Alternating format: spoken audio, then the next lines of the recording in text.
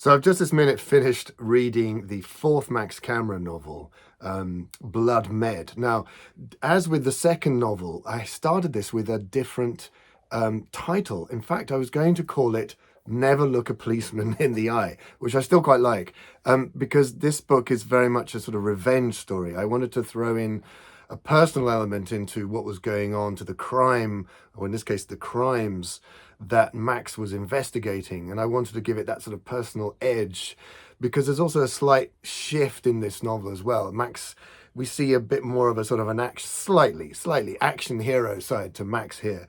It's really interesting to see how his character develops over the novels. He's much more, I think he's much more mature in this novel compared to where he is in the first novel. He's really quite a different guy, and he's still Max, but I feel that he's growing into himself. That's probably a better way of putting it. And he's fully fledged now as an anarchist detective, which is kind of what happened in book 3, that development of those two, this sort of paradox, this inner paradox that he has of being both a policeman and an anarchist, and that somehow gets resolved in book 3. And so in book 4, I feel he's acting fully as an anarchist detective, which is great. So Never Look a Policeman in the Eye. I remember that was my working title as I was writing this novel, because it was about this sort of revenge element. And I'm not going to say too much about it here in case you haven't read the novel, but there is a very, very deeply personal side to this story and to the crimes that Max is investigating. Now, I was writing this novel, I think it must have been about 2012, 2013, around then.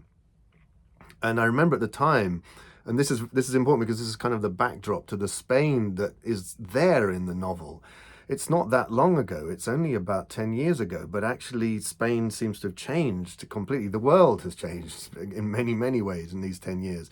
You know, back then Spain was, and many other countries were stuck in the wake of the banking crisis, what was simply called La Crisis in Spain at the time. And you know, people were losing their jobs, people were committing suicide. There were a lot of suicides, I remember, because I remember walking down the street. This happened to me more than once, and suddenly the whole street, I remember one instant very, very vividly. I was walking down the street, I was on the phone to a friend, and suddenly the whole street kind of came to a standstill, and people were screaming and shouting, and I had to sort of get off the phone, and you know, I looked up and there was this guy at the top of his block of flats, and you know, the whole street was just there, and you know, it was all kind of, he was about to jump. This guy had lost everything and he was about to jump, and this was happening all the time. And I'm glad to say in that instance he was saved. He was talked back from the edge of the building by his wife and his daughter, but it was incredibly dramatic. And this kind of thing was happening a lot.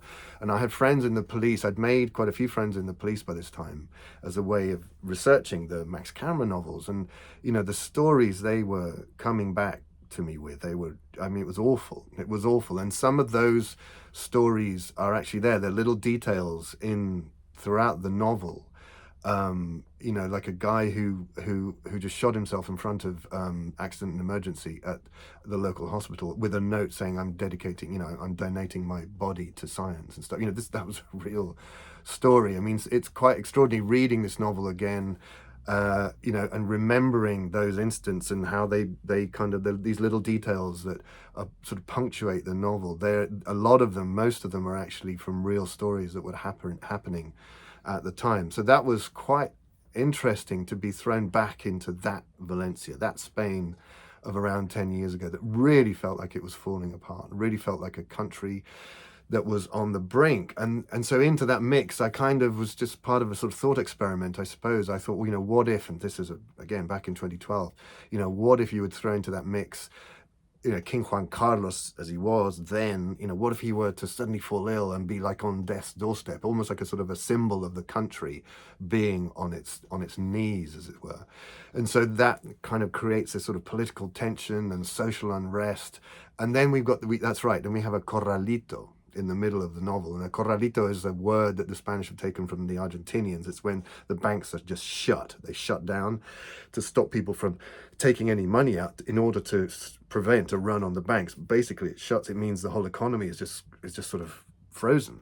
And I remember at the time in Spain, that was a real fear. It was a real fear that this could happen. And, there were all kinds of scare stories going around.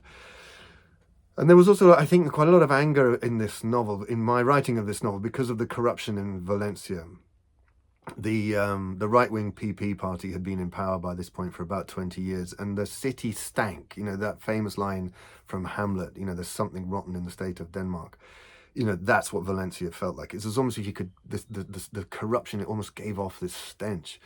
And, some of it was just awful, and just, public money being siphoned off to line people's pockets. And eventually it turned into quite a few still ongoing cases that are still in the law courts. And, Valencia became renowned as kind of the corruption capital of Spain at that time. And it's a reputation that it probably still has to some degree. So all of that was feeding into this particular novel. So it's Max, is this personal aspect, this sort of revenge story. And I suppose in a way, maybe it was my own anger was being channeled into this novel. Anger at the way that I felt that Valencia was going at the time, and the way Spain was going, and the way, the political class just seemed to have betrayed ordinary people and were making them suffer.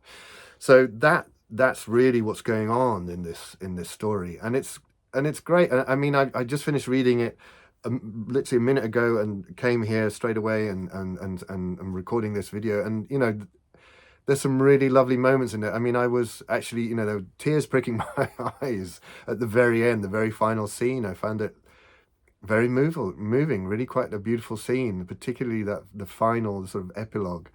It's quite touching, and it's great, this experience that I'm having of rereading these novels after so many years. It's really good for me personally, because I feel quite proud now of this series. I think I didn't feel proud of it, partly because I hadn't reread it, and partly because of the way that things from this novel onwards, and I'll go into this in future videos, from this novel onwards, for various reasons, my relationship with my publishers really started to go downhill, and I was made to feel pretty bad about, it was like a lot of stuff was dumped on me, stuff that shouldn't have been dumped on me, and I was kind of made to feel pretty bad about these novels, whereas in fact now I'm rereading them and I can really get a sense of their value, and I think they're great. I think they're really, really good novels, and that's great for me, because I feel I can kind of stand up and be proud of these crime novels, whereas I was sort of almost expected to be ashamed of them